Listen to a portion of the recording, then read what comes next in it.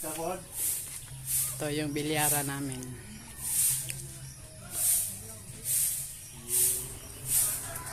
Ay, suko. Ito yung aming bilyaran. Ayan ang nagwawalis yung aking darling dyan. Siya tagawalis tuwing umaga. Ayun. Bantay tindahan. Suroy-suroy muna tayo sa aming kapaligiran. Good morning, Bohol. Good morning, Philippines.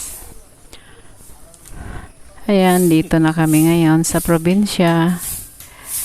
Dito na naghanap buhay itong maliit na tindahan at may dalawa kaming table ng bilyaran. Isang senior at isa namang junior. Ayan dalawang table.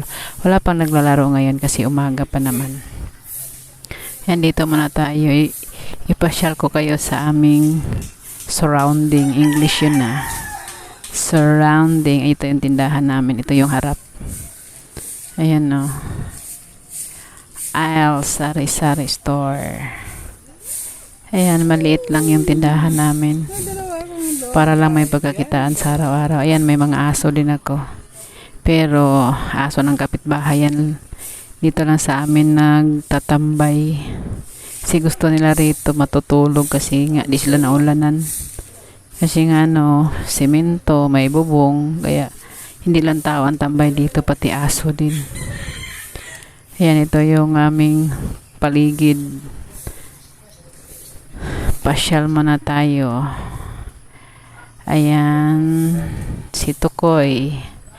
Ayan yung garden ko. May sari-saring tanim. Ito naman yung dapo kung alaga o maliit pa. Ayan napulot ko yan dyan sa tabi-tabi. Tapos inalagaan ko na din.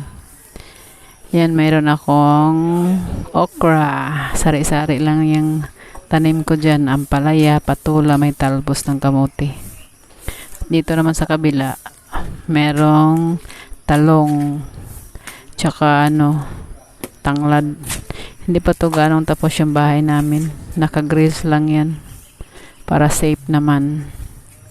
Ayan, talong namumunga na rin yan. Marami na kami nakukuha dyan mga bunga. Ayan, yung may simento sa likod, dyan ako naglalaba. Kaya, medyo okay naman ang buhay ng probinsya. Yun nga lang, nag-a-adjust pa. Kasi iba ang Maynila Iba ang Maynila, iba ang probinsya. Ito, namunga na rin yung maliit kong kalamansi. Yan siya, markot. Ayan may bunga na siya. Nilalagyan ko lang ng fertilizer yan para makadala ng bunga. Tsaka malago din yung mga talong ko dito kasi every 2 weeks naglalagay ako ng fertilizer. Tsaka tinatanggalan ko siya ng mga dahon para dadami yung bunga niya. Ito lang yung libangan ko dito sa probinsya. Tas gupit-gupit ng mga damo para papawis naman. Ayan, meron din akong okra dito. Ayan daming bunga yan. Maliliit nga lang. Ayan nakukuha na namin ng gulay yan may malalaki na din. Kaya pag masipag ka rito sa probinsya, libre na ang gulay mo. Magtanim ka lang. Yan ang buhay probinsya.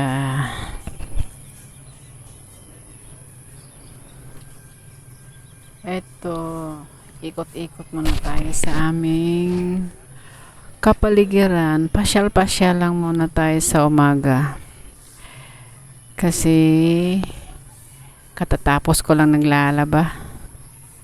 Ayan yung alugbati ko, malago ang taba nila Tapos, yung talbos ng kamote, lagi na namin nakukuhaan yan Basta masipag lang dito magtanim. Nako, libre lahat ng gulay, hindi nabibilhin. Marami akong mga tanim na sari-sari. Parang itong bahay kubo. Bahay kubo, kahit munti. Maraming halaman. Gulay nga lang. Gulay, buhay, probinsya. Eto, pagkatapos ng maglilinis, bantay na naman ang tindahan, opo-opo, ayan, nangumunga na yung kuan ko, ampalaya.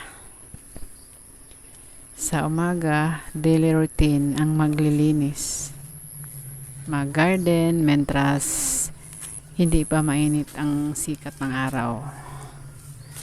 And then, soroy-soroy. Ayan, laki na ng bunga ng ko, patula, oh. Nagulay na namin yung iba niyan. Kaya, maganda din ang buhay probinsya.